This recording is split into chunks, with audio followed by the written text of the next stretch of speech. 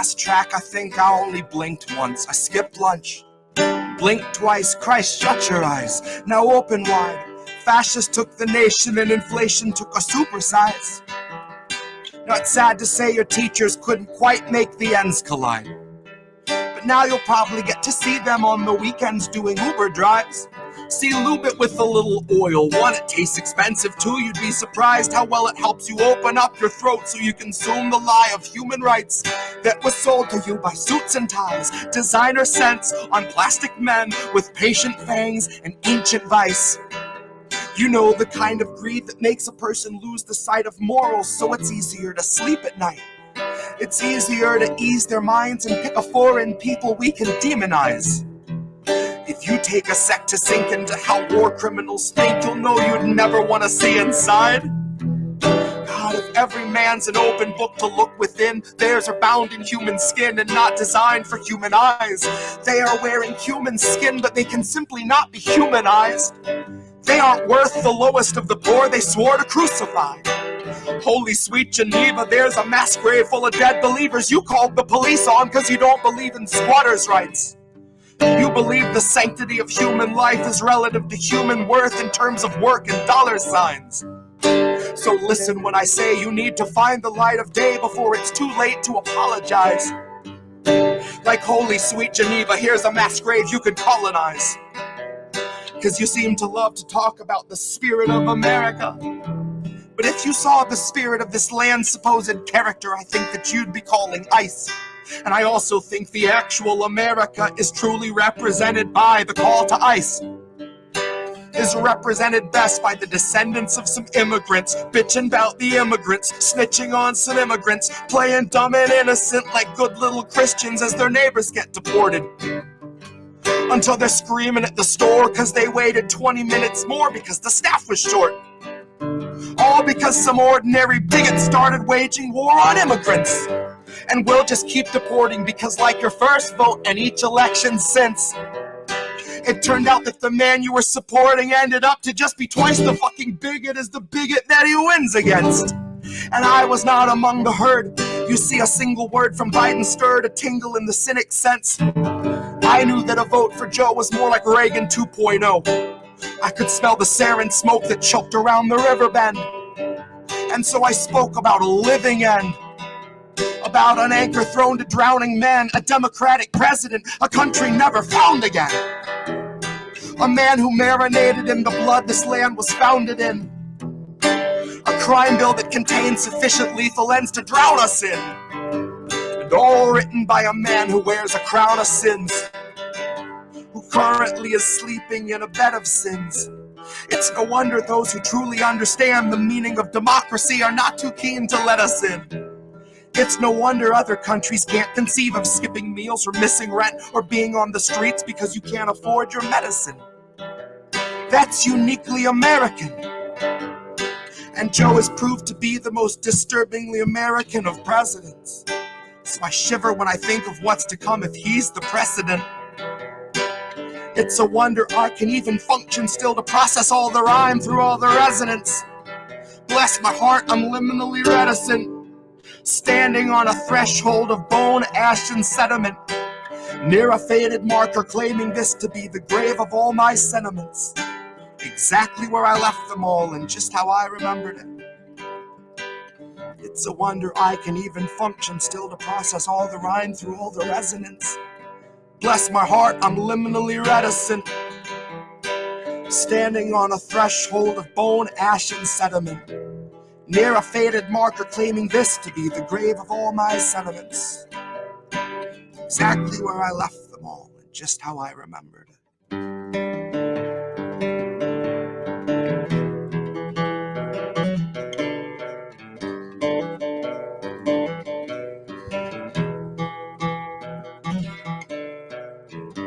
Wait, so if you don't trust the CIA and our institutions, then what do you trust?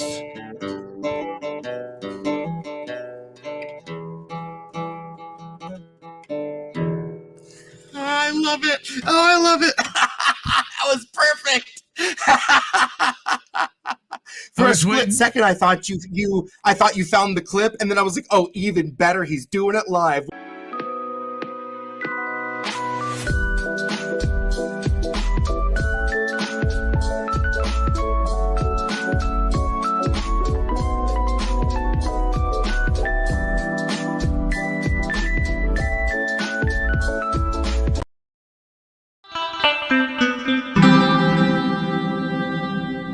Who are these people? All right, we are back one more week. It is nobody wants to work anymore because, of course, we all do. Indie here, Himbo there. Everybody. Canadian new job, Himbo. We don't have to give him a hard time this week because there's plenty of other Nazis that we can roast, and they're doing much worse shit than applauding them in Canada. So we're gonna let them off the hook this week. Thank goodness. Yeah, on the job front, I actually got a phone call from a mutual who there's a job alongside him potentially opening up, and he put my name in, so I have a talk with his boss scheduled for later on this week. We'll see what happens there. Fingers crossed.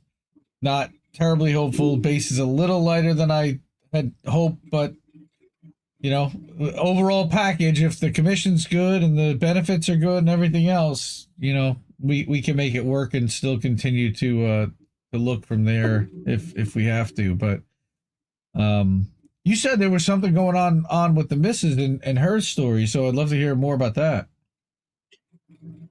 Oh my god. Okay, even after this fucking shitty company lets my wife go, like it's still a problem. And I'm sure some of y'all can relate at least at one point. But yeah, so she got some news that a check was waiting for her to work, like her final paycheck, right? So we go over there and everyone's like, it's just an envelope. We don't know what it is. And so we open the envelope and it's just a pay stub. So she keeps texting people and like trying to be like, hey, so where's my last paycheck? Because you owe me a bunch of fucking money. Right? You owe me like 2 weeks of labor in your shitty restaurant that makes weird melted desserts. I don't know if that's like fact, but feel free to spread it. But yeah, so she ended up having to reach out to corporate, which first off, if you've got to reach out to corporate for this shit, like right off the bat, like they should be breathing down their neck, because it's like, okay, why are we getting bugged by random employees from like a franchise location? Because this is a franchise location. Right. So she reaches out to corporate and she's like, hey, so I'm not getting paid. And so they reach back out to her and they're like, hey, thanks, we'll let them know, but we can't force them to pay you. Huh? And I'm like, wait, hold up, what? What is the point? What is the point of someone having your brand out there if they're allowed to just be scumbags and you can just be like, not my problem? Like someone's gotta like hold the bag here. Someone, at least. So we're trying to figure that mess out. We might have to, definitely have to go to labor board for one, because like I'm getting really tired of labor board violations, by the way. Between my wife and I, it's been like 3 jobs in a row now that just can't like do basic labor law. That's crazy. The lame ass labor law we have that is nowhere near enough to begin with, because obviously this is not a country for the proletariat. So we're gonna have to go labor board again and be like, hey, it's the Ballingers again. Yeah, we're back. We got fucked over again because companies suck nowadays, I guess. So that's where she's at. She's interviewing currently, kind of in between jobs sort of thing. So we'll figure that out. But you know. And you're in the new gig now, right? Dude, I'm like kind of pinching myself. I think I actually finally found a good company. They had like a meeting today, like with the whole company, where they go over like pain points and they're like accountable for it.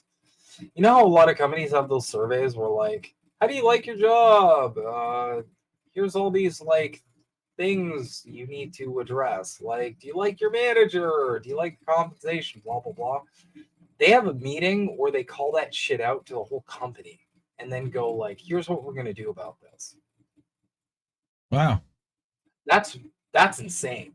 I've never had that before. It's usually like, thanks for the feedback. We're going to have this like sit on a desk somewhere and we're never going to fucking do anything about it ever. Right. There's those surveys and they're like, yep, we're definitely going to do something.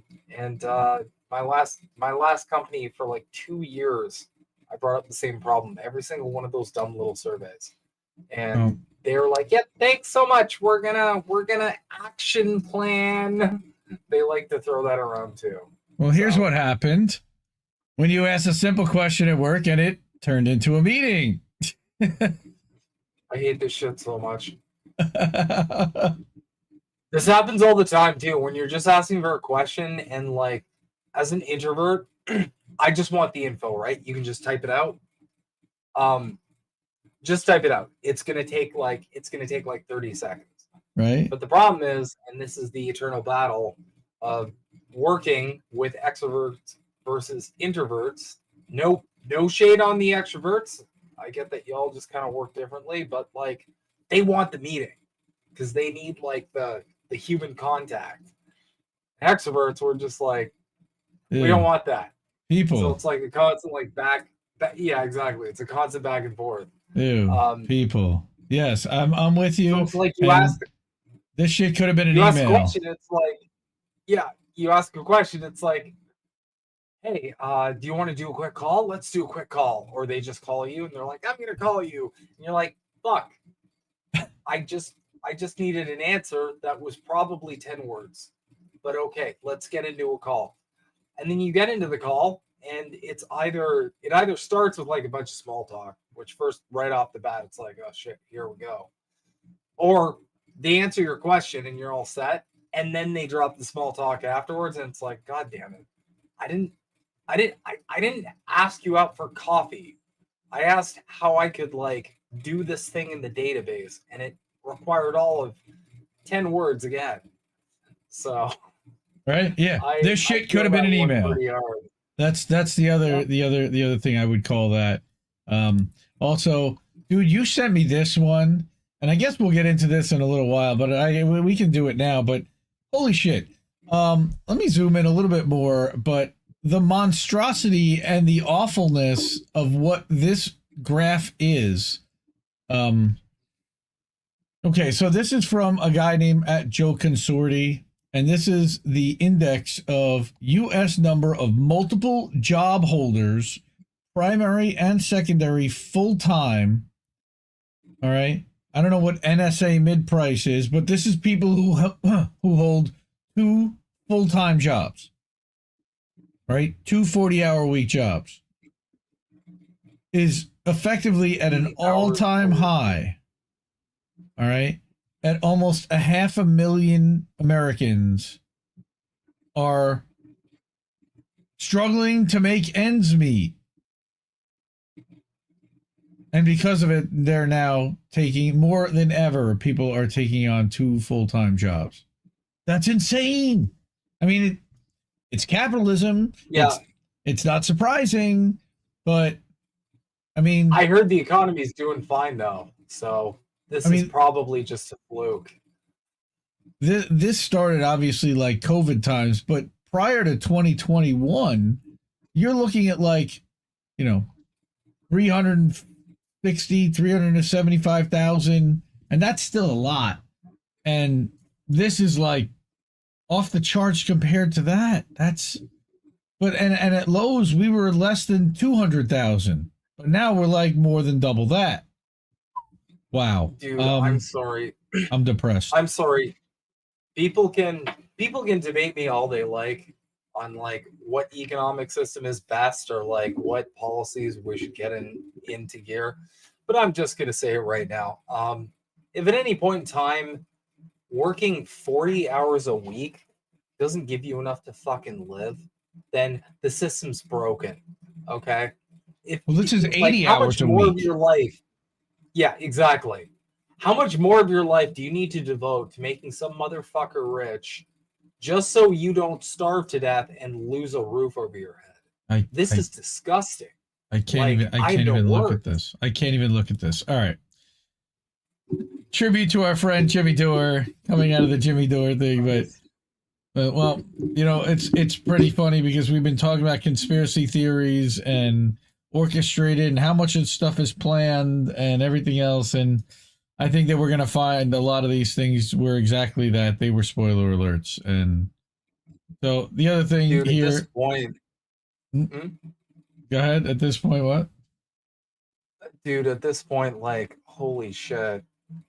I just, like, the next time it's at the point where, those, like, fact check articles that get thrown in your face everywhere? Mm-hmm. It's like, fact check, this thing is totally false. I'm like, okay, so it's going to be true in what, like 6 months? Is that like what's happening here? They're literally just, it's not even conspiracy theories anymore. They're just signaling spoiler alerts. They're just like, yeah, here's the next like crazy thing that we're going to admit is completely true, even though we're banning people today for assuming it is. They're preconditioning us for a lot of this stuff. And then, yeah, you say it too early, you're going to get kicked off. Yeah. I thought this one was funny because this is totally, I think, the both of us, but... In here. I fucking love it! I love it in here. I fucking love it! Me going to bed early just to scroll through my phone till 2 a.m., then wake up too tired for work. Yep. That perfectly describes a lot of what we do in Discord at night. From across the world. That's every day, especially if you're a gamer. Just like, and a lot of that, just to drop the psych hammer for a second. A lot of that is just like, you're not getting enough of the feel good brain chemicals throughout your day, and a lot of that is due to fuckloads of stress. A lot of that is due to working a job that doesn't fulfill you. I'm starting to think this job might actually cure that for me. Might turn back into a workaholic, might not. Might still be a neckbeard until 3 a.m. Who knows? Or both. Or both. That's a good one. Or both. Let's go to 5. Let's just do 3 hours a night. I didn't do math right, and I don't care. Well, I'm almost there right now. This one's good too. Corporate math. Oh Lord. Wait, hold on. Where? Corporate math is expecting 9. This is good. Come on, man.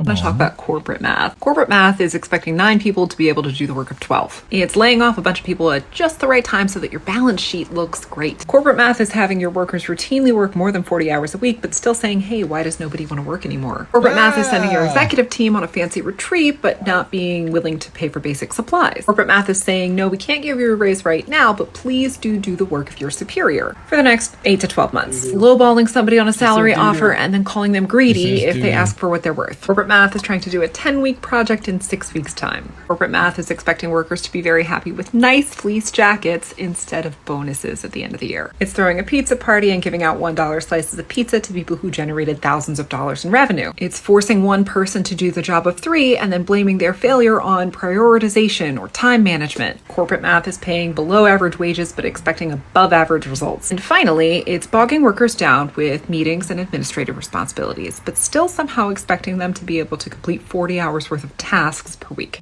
So we've talked about girl math, we've talked about boy math. That is pretty much it. Yeah. Welcome to 2023, and in a competitive job market, if you're not willing to do that, you're going to have a hard time finding a gig. And that's, oh man, it's brutal. And I saw another friend of mine actually got a new gig. She's starting a new thing at Salesforce. Now, I think it's kind of interesting. Salesforce has gone through an evolution, and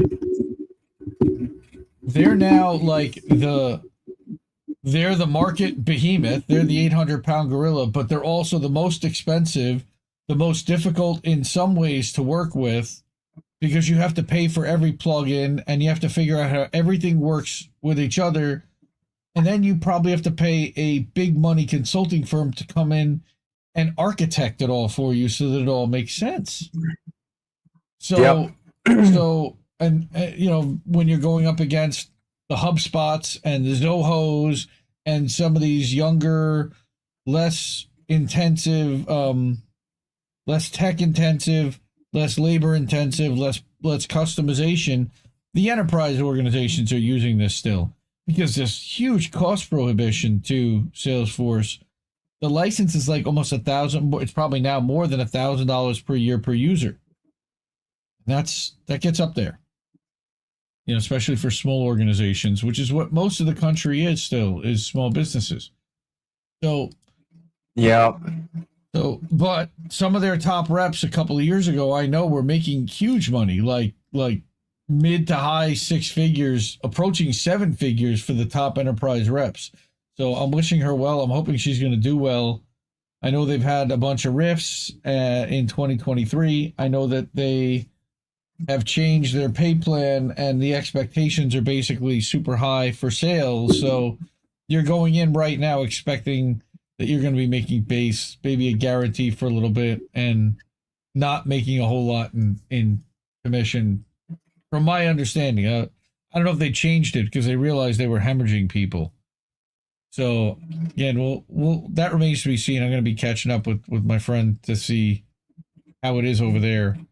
But you also sent me this one, which is nobody wants to live in a home anymore, right? Or actually, nobody wants to make homes affordable anymore.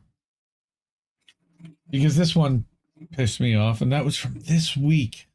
My God, or last week, right? 5.5 million homes. Mm-hmm. Go ahead. You found it. Unfortunately, it's just getting worse. Fuck. Well, rents Here's are going vacancy rates. Right? But 5.5 million houses vacant. But this is amazing. Almost 5.5 million, 7% across those 50 metropolitan areas. And Miami, 12% vacancy, but it's just too expensive to rent.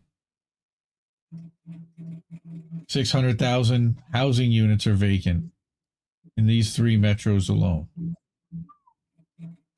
Right. Austin, Minneapolis, Texas, DC. Not surprising that they have the lowest rates, under 5%. But look at this. On average, 26.61% of the vacant housing units across the nation's 50 largest metros are empty because they're for rent. And people can't afford the rent. The rent is too damn high. There was a guy who ran for you got New a York scuff City. system. You got a scuff system when, like, there's a bunch of houses just sitting there.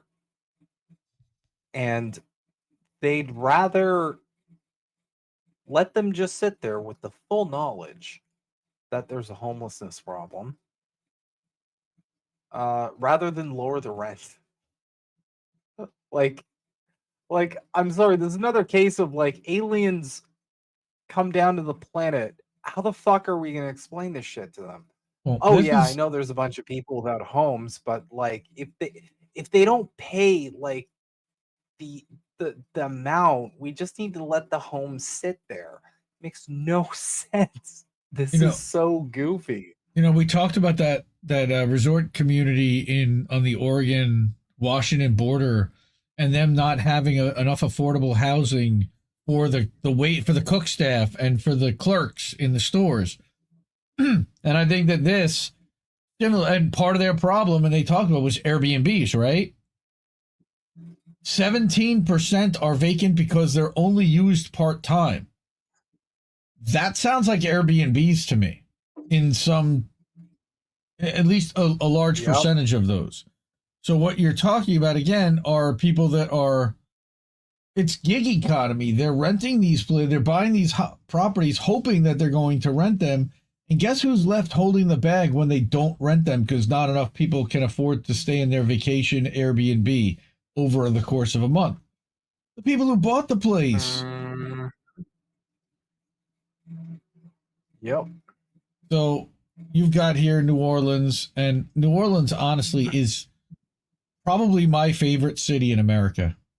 And it only costs, only $1,148 a month median gross rent. Median home value is $265,000. That's pretty low. Housing unit for rent is the most common reason for vacancy because they can't find enough people to afford it. If my wife would move down there, I would consider New Orleans. But this, she's worried about crime down there. Mostly, it's fear mongering to a point, but there is a portion of that for sure. Miami, South Florida, Tampa, and you've got houses open all over the place. 183,000 housing units in Tampa, of which 12% are, that's 12% of the total number of available houses. It's 12, 1.5 million houses in Tampa available. 12% are vacant. And still, you need to have $1,500 a month just to be able to rent. Plus, you need first, last, security deposit. So you're talking about $5,000 there, plus moving costs. I don't know too many people that have $8,000 right now at their disposal. Enough. I'm sorry. This is rapidly getting to a point, and you can tell by the, not shitting on average conservatives or whatever. I'm talking about the propagandists here. You can tell by the conservative propaganda heads, the talking heads, whatever, because they realize it's so indefensible that they have to address it, but they don't call it capitalism. What they call it is crony capitalism. Yep. Or insert other thing here, right? They can't address the fact that the system's just obviously not working, and they can't defend the system anymore because everybody's fucked. So they have to call it something else. They have to make it a magical third thing. That's what I love about how down bad we are right now. Yeah. Well, these are the hottest metro markets. These are the metro markets that are the hottest: Minneapolis, Austin, DC, which is interesting, Portland, Denver, Richmond, Boston, Philly, Seattle, and San Jose. Philly's got a huge homeless population, but I guess they're filling a lot of their vacancies, and you can see it all by the graphs and the charts. LendingTree does a thing here. Here they start to answer the question: if homes are vacant, why are housing prices still so high? Right, and it should. Why? Because of this, and areas overall vacancy rates can't fully explain it, but part of it is property taxes. Part of it is just the cost of maintenance plus the taxes plus the mortgage. You need to charge a certain amount just to be able to break even / make a profit, which is what the whole reason for owning and becoming a landlord in the first place for the people that do own properties. I don't. So, yeah, tips for dealing with expensive housing market. Earn more money. That's their answer. Right? That's amazing. I'm sorry. I was waiting for that. No, shop around Holy for the best shit. possible rate. And oh yeah, by the way, home mortgage rates are insanely high right now again. Like Tips for dealing with this. Make more money. Find thing with less money. Right. TLDR Right. Pay here. less That's their brilliant advice. pay less interest. Consider different loan options. So FHA, right, or VA loans if you are a veteran, but if you're not, you're fucked. Right, getting pre-approved, you should always get pre-approved, but that doesn't mean anything. That just means that you know the rate at least that you're going to start qualifying at that you can shop from. That does help because yes, home sellers want you to come in with a pre-approval letter to know that you're serious about and that you actually have the money and were checked out by a bank. But this was all the methodology behind it. This was an interesting LendingTree article, but of course, not basic. This is an opinion, and they say this is based on the author's opinions. It may not have been reviewed by our network partners or endorsed. Yeah, I'll bet your network partners wouldn't endorse this, but even still, it's very tepid. So that's it's just like these. Fuck, man. These are just like another kind of black bells, but I feel like it's important to kind of keep a pulse on where we're at right now because this is like this is everyday life for like the average person. If you've kind of lucked out, more power to you, but like this is a quagmire that just like where we're at every day. And the reason why it ties back into this show is because, like, as you saw, the advice there is earn more money. Well, I was joking. They didn't actually say earn more money, but I figured that would be in there somewhere. That would certainly help if you can increase your income somehow. No, I've actually seen that though, and like tips online are actually like find a job with a better pay, and it's like. Okay, but companies just don't do that. They just don't want to pay you that. If you ask for like anything that's like reasonable in a salary, they'll just say like, sorry, like that's outside of our budget, blah blah blah. They'll give you whatever, but they're just like they won't do it. And then in the same breath, they'll complain that everybody's quitting. That was my last job to a T. Apparently more people quit. And then they're bragging about record profits. Like, on top of it, it's record profits every time. Every time because they have to keep pushing that higher every time. Now, I really hadn't. I had heard about CVS and Walgreens, and I didn't even really know that CVS had bought Walgreens, but that seems like a bad idea because Walgreens bought Rite Aid, and now like Walgreens, basically CVS, they own the entire pharmacy chain in the United States. It's really a bad idea. But the good thing is that the employees are starting to walk out and to get pissed off and to look to unionize. Now, it's bad when even CNN can't ignore it. And here are the 5 things you need to know. Yeah. So these are definitely the 5 things you don't need to know, though they are going to give you some basic facts. Pharmacy staff at some Walgreens. Go ahead. I just went to why they're walking out, and they're like, pharmacy staff are burned out, and it's like, are they? Is that really the whole picture?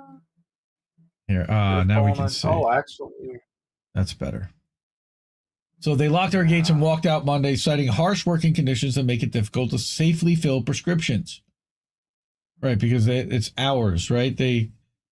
You're talking Arizona, Washington State, Massachusetts, Oregon. Pharmacy staff customers are posting to social media that other closures are taking place throughout the country. Yeah, that's bad because people can't get their prescription drugs. But, well, maybe if Walgreens and Rite Aid, all these companies would take care of their pharmacists, Right. Pharmacists, techs, and support staff are planning walkouts from Monday through Wednesday. Some stores are remaining open with a skeleton emergency crew. Well, that's nice of people because they at least feel bad for the customers, and they're going to make everybody wait long lines and get pissed off at the people who do stay, which is going to be interesting. Many pharmacies are already severely understaffed as the majority of their employees called out. That's awesome. I love sick outs. And some stores said they were able to operate only drive-through Monday, and others would be closing early due to lack of staff. Woohoo! Look, nobody wants to make these companies feel pain if they take care of their employees, but they're not. They're squeezing everybody while reporting record profits and consolidating and paying out huge. Yeah, this is literally. Go ahead. This shit is always a case of like enough is enough. It's always a case of like, okay, we can't do this anymore. We're working like the average person spends most of their waking life at work. Like you wake up, you've got maybe an hour or two to like kind of start the day, and then you work for a company, and then the sun's down by the time you're done, and then you got some kind of reprieve. And then, thank goodness, you get 2 days out of that week that you can have to yourself, which you usually spend like catching up on household duties or kind of trying to just squeeze a little bit of life out of, your existence. And that's life. So I'm sorry. When when committing the majority of your waking hours to working for someone else, like, is kind of the standard, that should never not be enough. That should have some perks beside like, oh my God, I get to eat this week. Thank goodness. Like, people should be way more upset about this than they are. So, Everybody should be walking out at this point because it's like, okay, if I'm going to spend the majority of my waking hours in this one life I have, as we know it, can that at least like afford me the little time I have to myself to be enjoyable? And it's not even that anymore. It's anxiety. It's stress. It's, oh my God, how am I going to make ends meet while working a full-time job? It's a fucking disgrace. Like, everybody should be in the streets right now. This is disgusting. right. Some managers reported receiving calls encouraging them to participate in the walkouts. Yup. Managers reported a flurry of pharmacy closures and asked for extra coverage to stay open. Yeah, you're not going to find them. All right. Also, other ones issued warnings to their staff against speaking to the media. Good luck. But, at your own peril, speak to the media, because if your name ends up there, they could end up blowing you out when you come back. I mean, that is a risk. A Walgreens representative, I don't really want to hear what they have to say, but they're engaged in listening to the concerns by some of our team members here. Unlike the WGA and United Auto Workers, there is no union leader. Yep. Lots of this. But no union leader here to coordinate and publicly address the movement. Instead, the employees are using platforms like Reddit, Facebook, email, flyers. My guess is there's probably a Slack group and or a Discord server or a Gilded server, some kind of organizing platform somewhere where they can all kind of organize. Without a central organized body, it's also difficult to confirm how many pharmacies will be closed. So CNN says, we don't know shit, except they know that staff are burned out. But that's not even what they know, because they're literally looking at somebody else's study. They're inundated with demands for scripts, shots, and other services without sufficient or sufficiently trained staff to fulfill the orders. I wonder why that is. Survey found pharmacy workers say management focuses too much on profit. Get out. No way. I could not imagine that profit was the problem. Yeah, that was a real curveball, huh? Mm-hmm. And when pharmacy workers take their complaints to management, they've fallen on deaf What a surprise! I'm very shocked right now. That was just the curveball I was not expecting. And now a new focus on vaccinations added to their workload and made it. Who wrote this? Did they have a brain trauma? Okay, made it more difficult that somebody cut something. Made it more difficult to focus on filling scripts or customer care. Okay, it's a hard job on a good day. It's incredibly rewarding, but it's hard. Yeah, sure it is. All right, that's Kansas Pharmacies Association. What do they mean by vaccinations? Like, yeah, is that like no? They have to. You know what? I don't know if we can talk about that here on YouTube at least. No, I just like. But I'm sorry. This is yeah. Okay. Safe and effective. It's all safe and effective, folks. Safe and effective. My heart swells with pride at the idea of getting our jab. My heart also swells with pride and shortness of breath. So the idea of pharmacists being turned into ATMs, encouraging volume over quality, this is why this is happening. What a shock. 58% of Americans are likely to first seek non-emergency health care at pharmacies. Right. Well, they've opened up all these clinics at CVS's inside. Of course they're going to do that. More than 80% say they trust a pharmacist, nurse, or nurse practitioner to diagnose minor illnesses. It's not that they trust them. They don't have a choice because they don't have enough doctors to staff all these places. It was 2 years before I saw a doctor. My doctor retired. There was nobody to replace them. And I'm like, so I was getting appointments with nurse practitioners. And I'm like, can I see a doctor? One of them got really insulted at me too. I'm like, can I just see a doctor? And they're like, well, we do the same things as doctors. Well, how come you don't have MD at the end of your name? Very insulted. Well, I mean, as insulting as that may be, when it comes to your personal health, you're kind of like, no, I kind of want a doctor. Right. Like, that's kind of no shit. Right. Non-emergency care is frontline for pharmacies. CVS had a walkout. Talks aren't over. Right. So that's what's going on in the drugstores, that we've got a massive walkout. Another meeting is planned for late this week. And good. I mean, solidarity with the pharmacy workers and the pharmacists. They're burned out. How much are they being paid? Are they being paid off at all by Pfizer? You know, I don't think they're like getting anything to push this stuff. It's really, that's happening at the corporate level now, I would think. But I don't know. I don't know how well a pharmacist does that. I mean, you know, what they make, or the people that, not the lead pharmacist, but the other people that work in the pharmacy at the CVS, what they're earning, not the clerks, but the ones that actually work in the pharmacy department. They do pretty well from what I understand. But if there is no meeting this week, there could be another round of labor action. Good. All right. We need like wildcat type of strikes. They need to start paying people better, and they need to give better working conditions. And what they need to do in this case is hire more. They need to hire more and train people better. That's what they're not going to do that, though, because again, profit.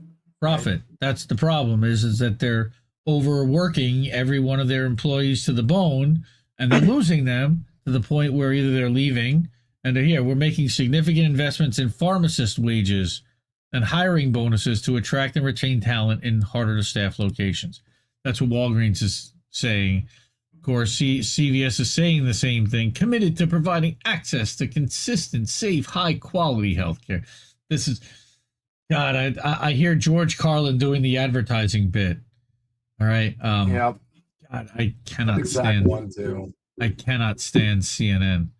I'm disgusted that we even used one of their articles.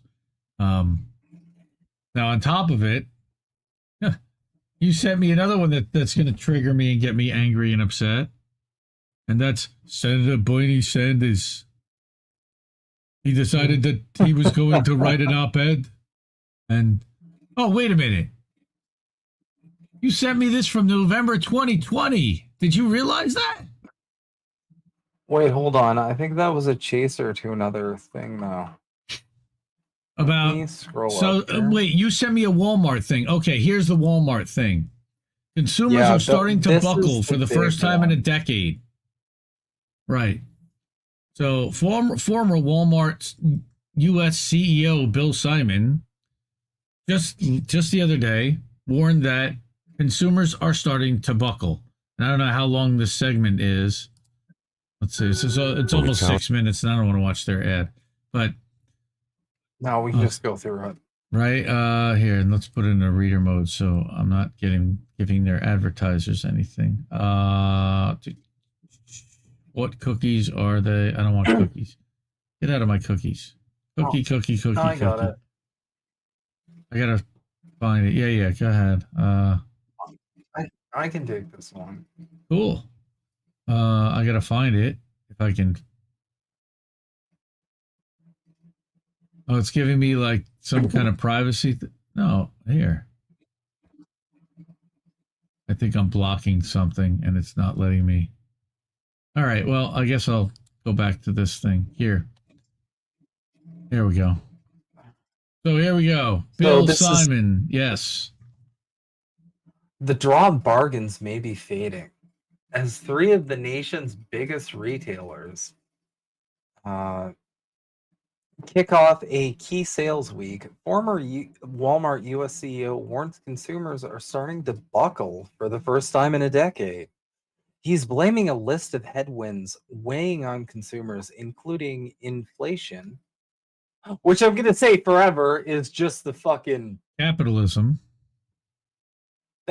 Yeah, and it's also like that's just the fucking thing that every single company is blaming on increasing all their prices for. They don't have to do it, but it's their ultimate thing they hide behind.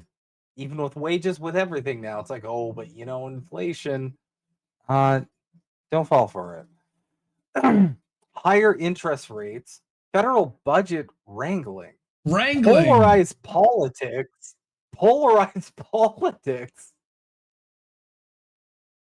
Sorry.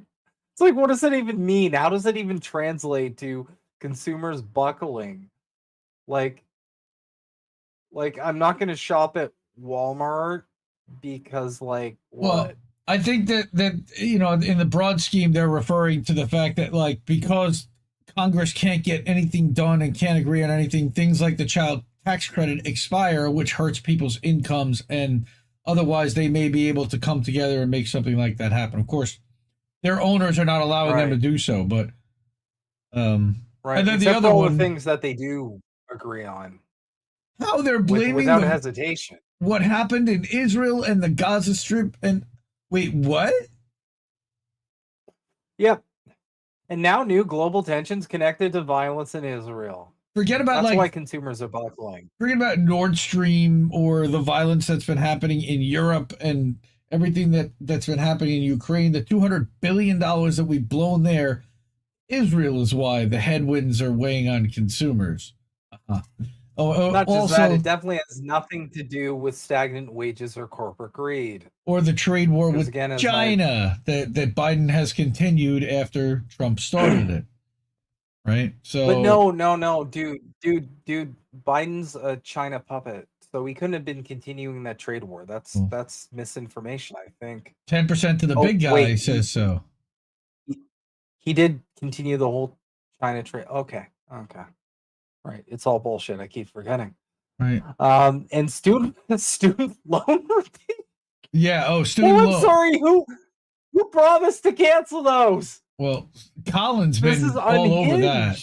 Colin, right. He didn't cancel them. Now they're blaming them as the reason why consumers are feeling the squeeze. Well, thanks, pal. Okay. Yeah, fuck the students. Am I right? That sort of pile up weighs on the consumer and makes them wary. Yeah, a shitty economy kind of does make them wary, as it turns out. You guys, I'm sorry, are a massive part of the problem. Wait a minute. For Because the as first Walmart- time in a long time, there's a reason for the consumer to pause. Wait a minute. Yes. Pre-COVID, This people have the memory of flies. I swear. They'll print whatever the fuck they want. Unbelievable. It's not just that. This is so out of touch insofar as like this motherfucker doesn't even realize how much of a part of the problem like this company used to work for, because he's the former CEO, I guess, is contributing to the problem. This is on him. How many employees? Hold on, let me look this up. Oh, Walmart. I'm sorry for being unprepared. Walmart's the single largest employer in the country. I think I need a number just for effect, just to make my point home. 160, 180. It's got to be more than that. Hold up. I need a number. At the end of FY 2023, so that's fiscal year 2023, Walmart employed approximately 2.1 million associates worldwide. Worldwide. So those are also consumers, right? They work at Walmart. So they also need basic necessities like we all do. You motherfuckers are a huge part of the problem, because consumers buckling wouldn't be a problem if you didn't pay them poverty wages, which you do, because like every other dipshit corporation out there, the only thing that matters to you is profit. And Right. you're up here complaining that and I'm sorry, I'm going to point this out forever, just in case some new people join and they want to listen. The biggest internal contradiction of capitalism is that you are paying you have a system that incentivizes you to pay your workforce as little as possible while relying on that same workforce to purchase your goods and services. This is the biggest problem under capitalism, because you were essentially, literally, shitting where you eat. Because it's like, okay, well, why aren't people buying our products? And they just look around, not realizing it might be because they don't pay any of their employees as well. The one who actually figured that out a long time ago was Henry Ford. Henry Ford used to pay his people a living wage because he wanted his people to be able to afford the cars that he made and produced and be his advertisers and be his marketers. The best marketers there are the people that work for the company. So this other guy figured out like way sooner. Yeah. His name's Carl. Anyway. Well. Yeah, but capitalism, right? So yeah, that's a good point. Prime Big Deal Days on Tuesday. I didn't even know about it because I'm so not plugged into any of that stuff. That I mean, I doubt they advertise it, right? Like, of course they don't. No, nowhere. Like there's way too many times that I find it about like some crazy day that a company had where it's like, yeah, we had like this crazy deal thing, and it's like, really? I had no idea. And it's like, of course you fucking did. Yep. So we've got the bargains are not as deep, right? You're not real proud of your price point. Oh, I like this too. They usually say 50-inch TV is $199 or something like that. Now they say 50-inch TV is 40% off, said Simon. Use percentages when you're not real proud of your price point. I think you've got inflation pushing the relative price points up. Oh, yes, I love this shit. They're just like, it's this magical boogeyman that's forcing us to like charge insane crap. It's this scary. It's amazing. Wow. Shares of Amazon, Walmart, and Target are under pressure over the past 2 months. Target is performing the worst of the three, off 19%. Wait a minute. How can you compare Amazon with Walmart and Target? Walmart and Target are big box retail that basically do one thing. Amazon has government contracts. Amazon has Ring. Amazon has Prime. Amazon has Kindle. Amazon has, God, so many different divisions that do a lot more than what Walmart and Target do. Oh yeah, by the way, Right. Amazon Web Hosting, Amazon Web Services that are one of the two major backbones of the entire fucking internet. They're one of the biggest tech companies in the world. You can't compare them to Walmart. You need to compare them more to Apple. You need to compare them more, even though Apple makes more devices than Amazon does, maybe. Amazon doesn't make phones, but they make tablets. They make all kinds of other stuff. I think that it's unfair to compare Walmart and Target's stock price, especially with Amazon, because the factors of what goes into the profitability for all three companies is so drastically different.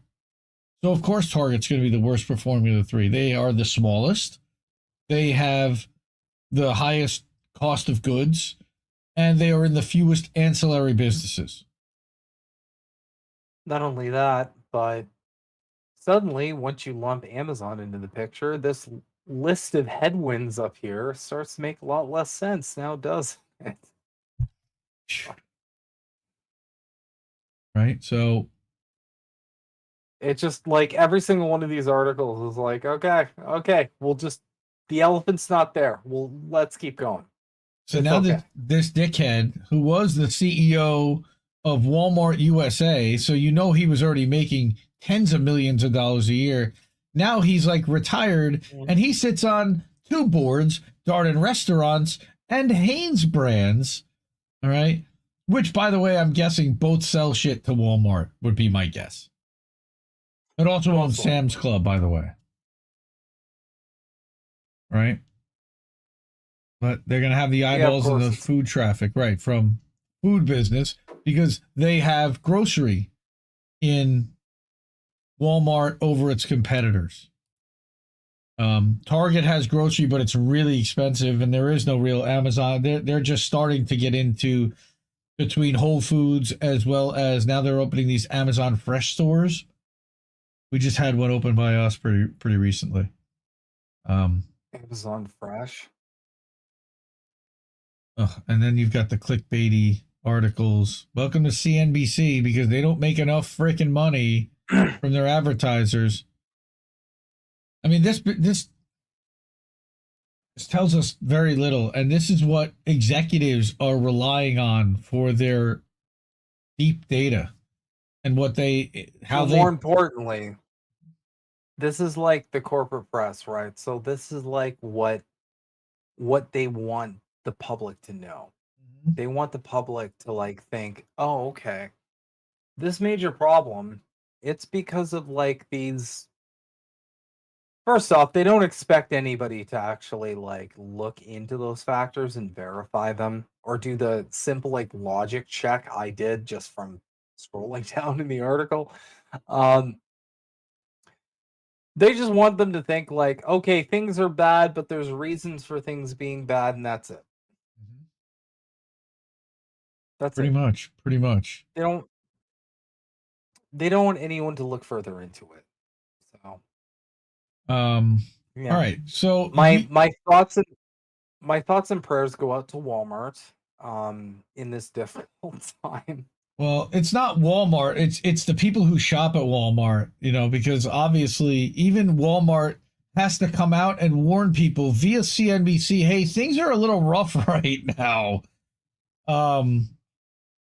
And they're also setting up the business community that earnings may not necessarily be right where you expect them to be, because consumers are really kind of fucked and squeezed right now. I mean, yeah. Look, we got hit this week, unexpected, well, sort of unexpectedly, but you've got maintenance items in your house. We go here. Here's a problem. 2 years ago, there were no minivans available in our market, and I'm still dealing with that. Where every single Toyota Sienna, I've been looking for a Sienna for 3 years. Every single one is pre-ordered and selling it more than list price, and the leasing prices are out of sight. Like over $1,000 a month to lease a minivan that I leased for under $500 a month 2 years ago, 4 years ago. Insane. And because of it, I had to buy out our car and pay cash for that. I didn't finance it because I had the money in the bank. And we now have a maintenance item on our hands that's depreciating daily. Needed a set of tires. Well, not a set of, it needs a set of tires, but I wasn't able to afford to put 4 tires on the car. Plus, it also needed brakes and rotors. We were still out $1,200 for 2 tires, mounting, balancing, brakes, and rotors. It still needs a battery. It still needs rear tires. It still needs other stuff done to it. Plus, we have to get an oil change. That didn't even count the oil change. And most Americans can't even afford that. A bill to get that they weren't really necessarily planning on or expecting. At some point, I realized that I would have to replace the tires. Did I think it would be at 36,000 miles? No. Yeah. 30. All-wheel drive Siennas eat up tires, by the way, in case you didn't know. So, yeah, I mean, people are being squeezed everywhere. They're not being paid enough money. Costs are going up. And what ends up happening is they're not spending money on Prime Day. They're not spending money on Christmas gifts. They're not spending money on trips because they're spending money on necessary items like replacing the tires on their car and brakes and rotors. So, and this is such like a no duh fucking situation that they're trying to. So many companies are trying to gaslight people on. It's like, I've seen the same story so many times now where it's like, yeah, what is the deal with people not spending enough money on goods and services? And it's all from the same sources that are not paying those same people enough to be able to spend money on goods and services. It's right? like this is such a clown existence that we Ugh. live in right now. Well, Like, my God. And I swear to God, go wherever you work. Go ask your boss for like any kind of increment in compensation, in salary, and provide proof for it with like cost of living shit. Watch the backflips that happen, because you will see some serious like backflips and tactics to like shut that shit down. Because like for whatever reason, not whatever reason, we know the reason, but we're fucked. yeah. Yeah, not just that, thank you, Misty, but also you know, they're willing to do anything. I'll do anything for business, but not increase your salary. Even though As we'll the save classic them Meatloaf in the song long run. goes. You know, look, I'll do anything for love. Do that. Oh, you know, we got to get Jesse to do some Meatloaf. Oh, I'll write that down. He do Actually, Meatloaf. yes. Holy shit, do that. Yeah, that would be Get him to sick. do a Meatloaf cover of like, I'll do anything for love, but instead of that, I'll do anything to keep you from quitting. Something like that, but instead of increasing your wage. That'd be a really cool thing. I think he could nail that, to be honest. Well, we'll put him to work. You brought one other story here, and bad news for lazy girl employees. This shit makes me visibly angry. Triggered already. Dude, we haven't even gotten through the headlines and I'm triggered.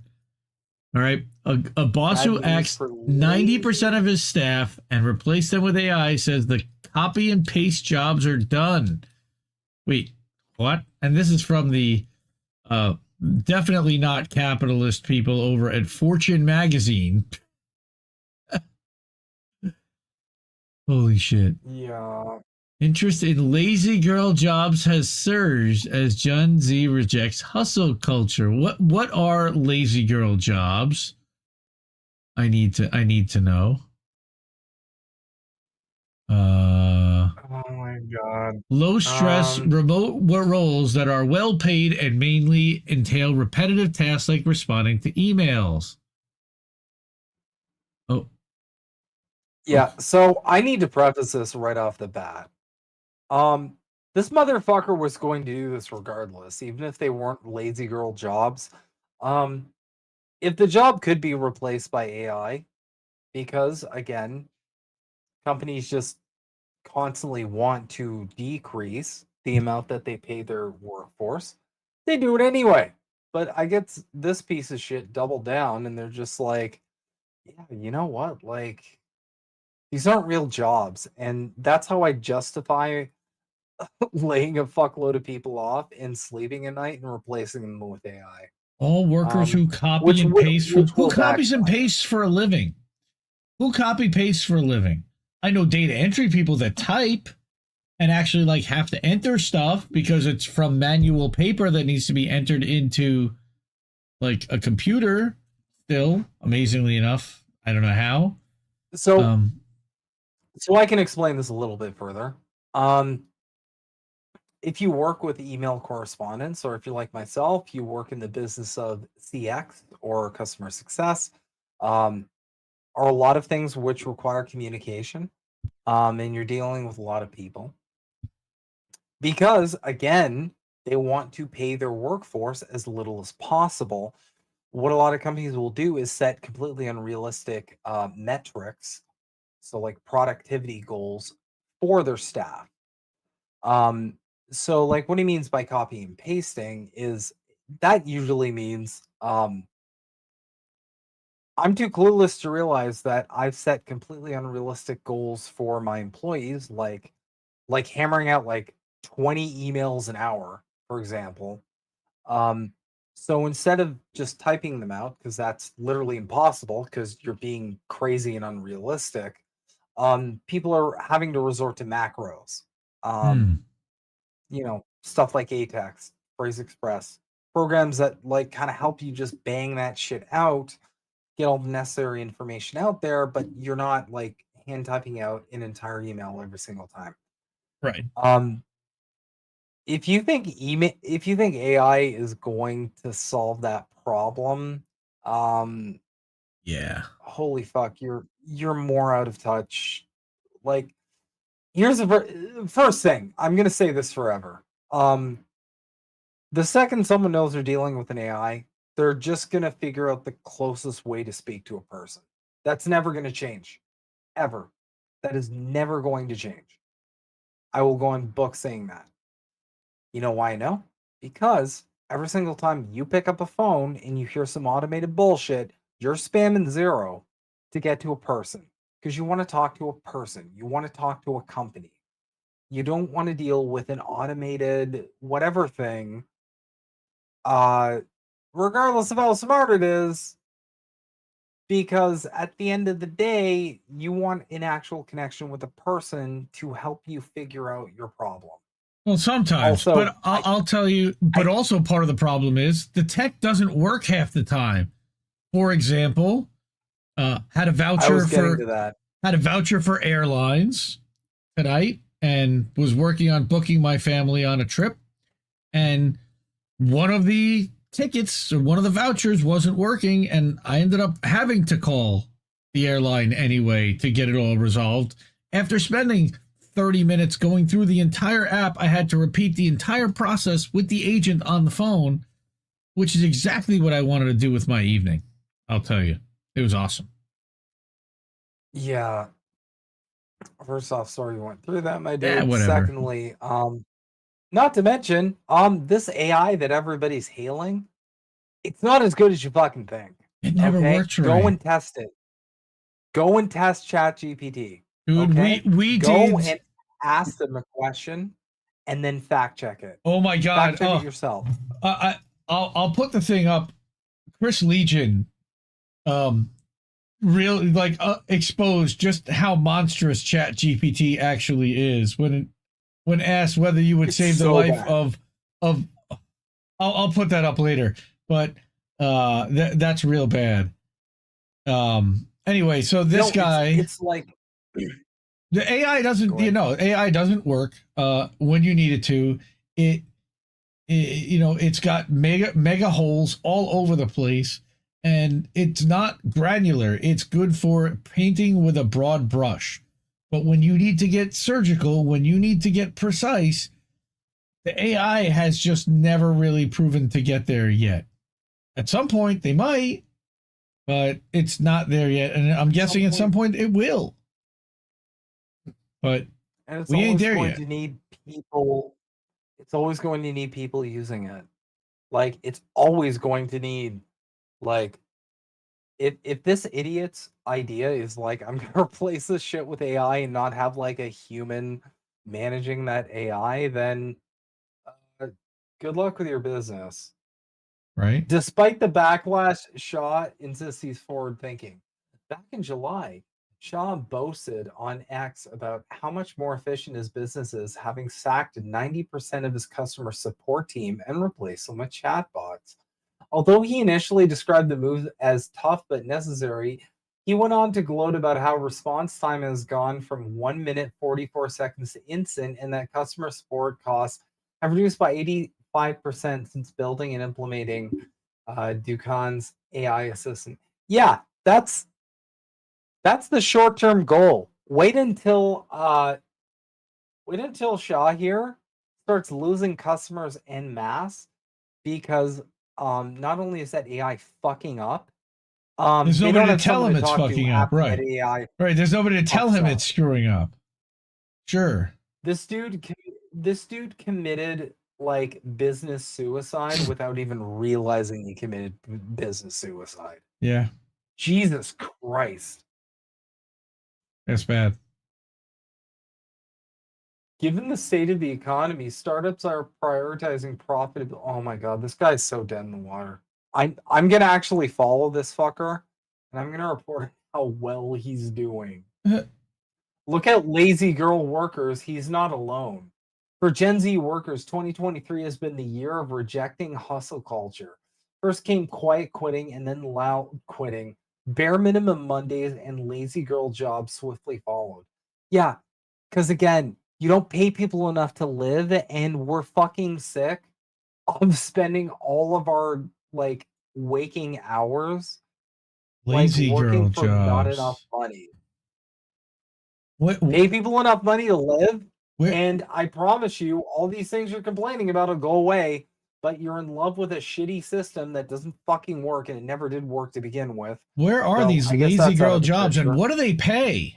By like, what do they say is good? Like, they notice that they never mention how much these people are making.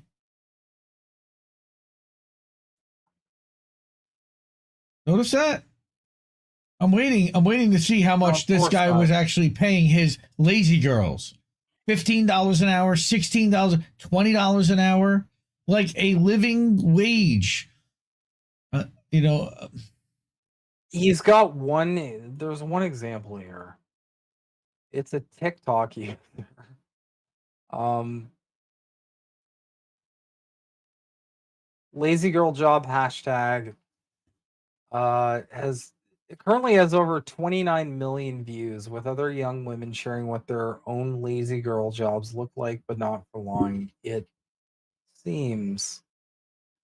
but Shaz among a growing list of CEO to float the idea of a reduced robotic workforce.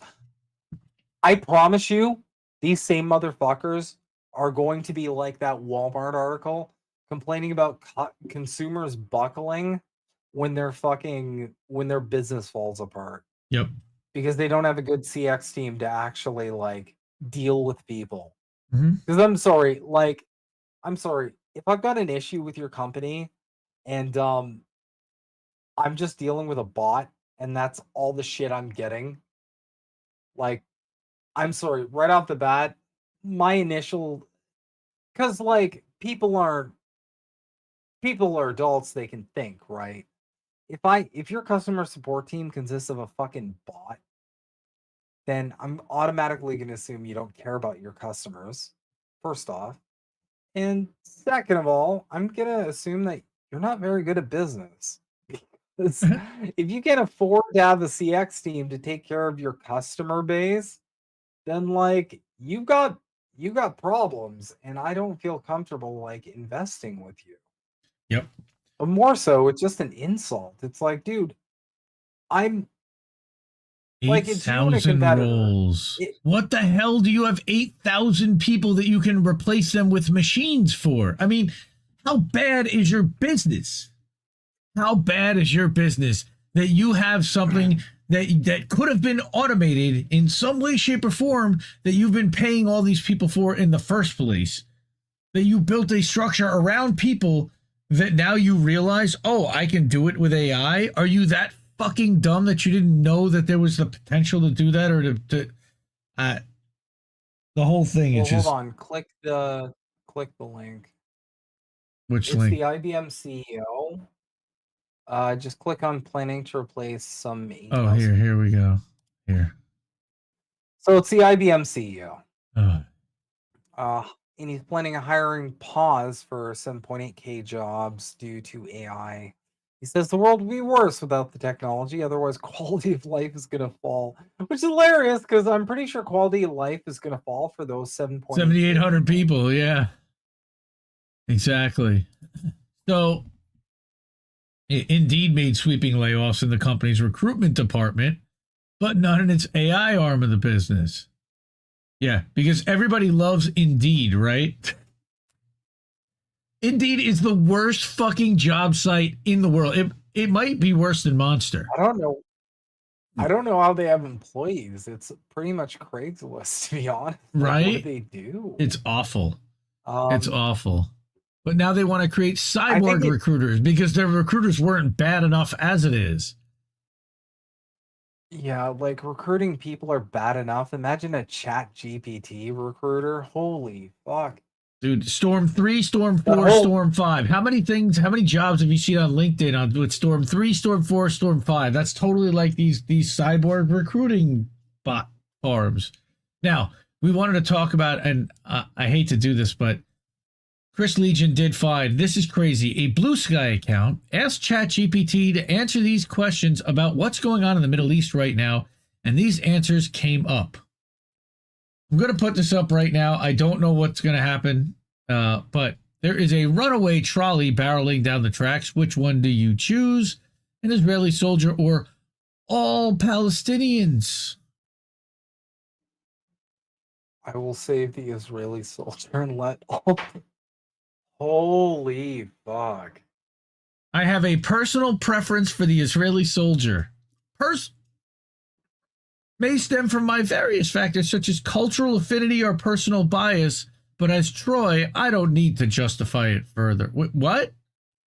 Now, it started out that it was a soldier, an Israeli soldier, or 10 Palestinian children, but now that it's already given you the game away, that it would let all Palestinians over one Israeli soldier. Here, 10 Palestinian children, this is backwards. One Israeli child or 10 Palestinian children. An Israeli soldier or a Palestinian child. You know, it'd be a fun exercise. Replace Israeli and Palestinian with Ukrainian and Russian. Pretty sure you're going to get something pretty similar. An Israeli soldier and 10 Palestinian children and one Israeli soldier and all the Palestinians. Dude, we live in a horrible world right now. I mean, people suck. And I'm sorry, guys. I'm going to make a stand here. Think very carefully. I'm a little inspired by Caitlin Johnson, who's been on fucking whatever. She's been on fire always, but she's been especially on fire lately. Take a stand now. Yeah. Because like, if you don't draw a clear line in the sand now, you're probably going to be like, yeah, we don't really regretful of things that may happen in the future. That's all I'm saying. Okay, it's really, these world events are not hard. These world events are not hard to understand. Okay, there's an oppressor and there's an oppressed, and you're getting a lot of pressure every single time. I can give endless examples of this. You will get pressure every single time from corporate-owned media and the bourgeois ruling class and all of their media apparatus and all of their troll farms and all that to side with the oppressor. Okay? Yep. But, and yeah, you'll get a lot of shit. You'll get a lot of, you'll come under fire on social media. You'll have a lot of friends and family who might get mad at you. But at the end of the day, it's really fucking simple, right? There's an oppressor and there's the people being oppressed. And if you have a modicum of empathy, I implore you to side with whichever side that your emotional thinking tells you to. Okay? Because you will probably be thankful for it later. Yeah. Because I'm sure there's a lot of people in the past who went along with some shit. I'm not going to draw any references, but I'm sure there's a lot of people in the past who went along with some shit and they regret it now. So. There's also a ton of propaganda being spread out there. Question everything that you're seeing and hearing on the news from all sides. Ask for fact checking, ask for sources, make sure those sources are reliable. I can't stress enough that there is so much being spread out there, and then they turn around and call that conspiracy theory when that's actually just providing what the actual facts are and countering the narrative that they're trying to push out. And they'll turn around and say the same thing. And that's the scary gaslighting part of this, is people end up not knowing what to believe in the end. And you find out after it's too late. But we know what's going to happen here. I just can't believe that I'm looking at people screaming about terrorists in 2023 after we all went through what we went through, like what? Yeah, 20 years ago? Yeah. Really, guys? We're screaming about terrorists again. Yep. Nobody learned fucking anything from this. You're just going to be like, oh yeah, we need to, what is this, the sequel? Are fucking soup in everyone's head. Jesse said it last night. The names change, but the script stays the same. And the names don't even change, because Joe Biden was the architect 20 some odd years ago in the war on terror. He was the one begging the Bush administration. Again, this is a work show. I don't want to talk about politics like this. Yeah, love everybody. I do, but it's I know okay. you do. I know. You're dying too. Maybe we'll have to see if we can get you on Sunday night and come hang out and real shit with me and Reed. But for now, I'm down. We'll do a rant. I've been dying for a rant on air. Oh god damn. We're already past an hour. It's getting late here, and so I'm gonna. I say for tonight we'll cut it off. We'll be back next week, and love you all. To everyone who watches, we're getting over 100 people a week to watch this. The last few weeks consistently, really appreciate that. And just continue to build, and hopefully, Himbo's got a new job. Maybe I'll have a new job soon too, and we can start talking about corporate HR stuff and turn it into a completely different thing. Still keep the name the same because that's funny. And still, look, even though we get jobs, we're not going to stop looking. So that, unfortunately, is the reality of 2023, is that even if you get a new job, you can't stop looking. So, and who knows, maybe one day we can get a guest on to talk about like democratizing the workplace, for example. We're set up for 3, so maybe one of these days.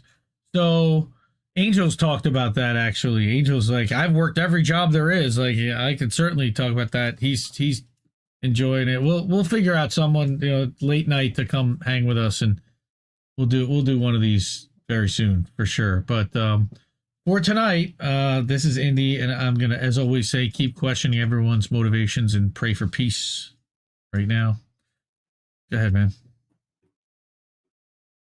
Nobody wants to work anymore, but nobody also wants war anymore. Good night, all. Love you always. Indie News Network, collaborative family of independent content creators. Co-hosted normally by me, Indie. I'm founder and editor of Indie Left News and Indie Media Today. I got Reef Breland sitting next to me. At Kennedy News. Is Andrew Rivera on The Handsome Cynic? It's Politics and Survival. My name is Jesse Jett. It's American Tradition. What's up, Space Monkeys? Welcome to Political Fight Club. I'm Robert Durden. I mostly make art for INN. Big Man Crab Joe. Keep up those great videos. Hey guys, it's Yeti. Coming at you. Hello, my name is Lucy from Blue Moon Red Wine. This is Chris Legion.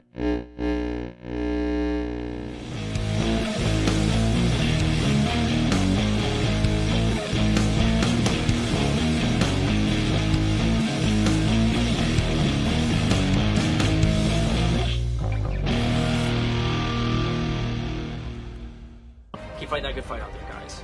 I'll talk to you later. Who are these people?